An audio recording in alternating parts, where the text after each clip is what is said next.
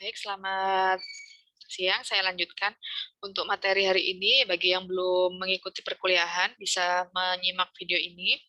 Jadi hari ini kita akan mempelajari bagaimana model pembelajaran dari hmm, pembelajaran berbasis alam ya. Jadi pembelajaran berbasis alam itu salah satunya dengan model experiential learning. Ya, apa itu experiential? Nah, kalau kalian lihat di gambar ini ada gambar siswa yang sedang menanam tanaman ya di kebun sekolah mungkin. Nah, ini adalah pengalaman atau experiential ya, experience ya. Jadi pembelajaran berbasis pengalaman atau experiential ini sangat-sangat apa eh, bermanfaat ya, sangat-sangat bermanfaat karena nanti siswa itu akan merasa bahwa hasil yang dia lakukan ya, hasil kerja bakti atau mungkin hasil partisipasi yang dilakukan itu akan membekas pada dirinya. Gitu. Nah, bagaimana cara kita supaya siswa itu membekas lama, tidak hanya praktek sekali, tetapi harapannya dia bisa mempraktekkan di rumah. Nah, ini ada tahapannya dalam pembelajaran eksperiensial ya. Nah, sebelumnya saya mau memberikan dulu bahwa pembelajaran experience itu perlu karena dari pengalaman, misalnya di gambar situ ada gambar siswa menanam pohon jagung, menanam tanaman jagung, dan juga ada siswa sedang membersihkan atau menanam tanaman. Itu harapannya nanti dia akan paham dan juga dia bisa menanam di rumahnya ya. Oh, ternyata setelah kita menanam tanaman di kebun sekolah itu akan terasa udara lebih segar, oksigen akan lebih banyak seperti itu. Nanti akhirnya dia bisa paham lebih dan juga bisa mempraktekkan, bukan hanya paham, tapi juga bisa praktek. Ingat ya, hasil pembelajaran itu bukan hanya pengetahuan, tetapi juga sikap dan keterampilan. Salah satunya dengan pembelajaran eksperiensial ini, dia akan bisa memahami lebih eh, apa, lebih mengena, lebih berkesan gitu. Nah, intinya juga pembelajaran berbasis alam itu harus yang menyenangkan ya. Lihat gambar di sini ya, bahwa siswa itu belajarnya sambil menyenangkan. Jadi sambil berjalan-jalan, sambil mungkin outbound, itu dia sambil belajar.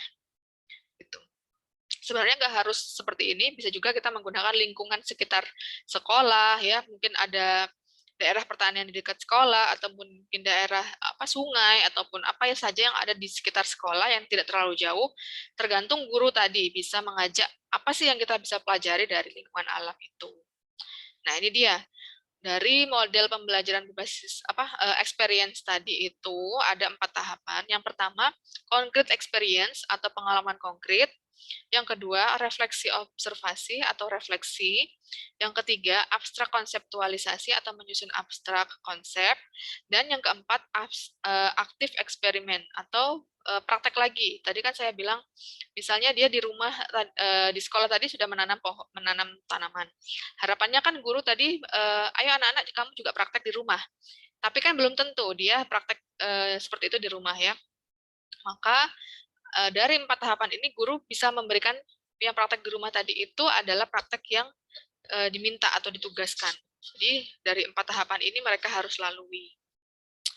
Nah, bagaimana sih eksperimen tadi ya sudah ya dengan menggunakan pengalaman nyata, misalnya tadi dengan kerja bakti dan lain sebagainya.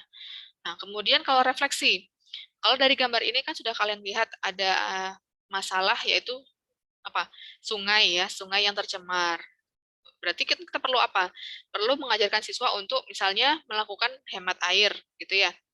Nah, yang tahapan kedua ini baru kita ngajar atau memberikan solusi atau memberikan refleksi, kita harus melakukan hemat air. Gimana caranya? Nah, ini misalnya dengan seperti ini gambar di sini ya. Nah, kemudian tahap selanjutnya adalah konseptualisasi abstrak. Apa itu konseptualisasi abstrak? Siswa di sini anak SD mungkin ya, dia bisa menyusun bahwa save our water ya, lindungi air kita. Bagaimana caranya ya? Mungkin dengan membuat poster ini ya, ini merupakan konsep dia.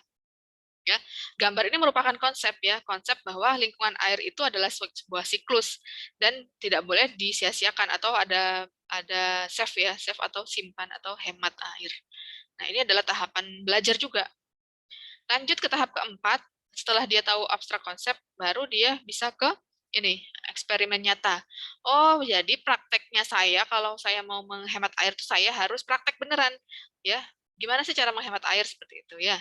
Jadi tahapan itu tadi adalah pembelajaran berbasis alam yang sangat mudah untuk dilakukan, tetapi kita sebagai guru mengontrol siswa dari tahapan 1, 2, 3, dan 4. Ya.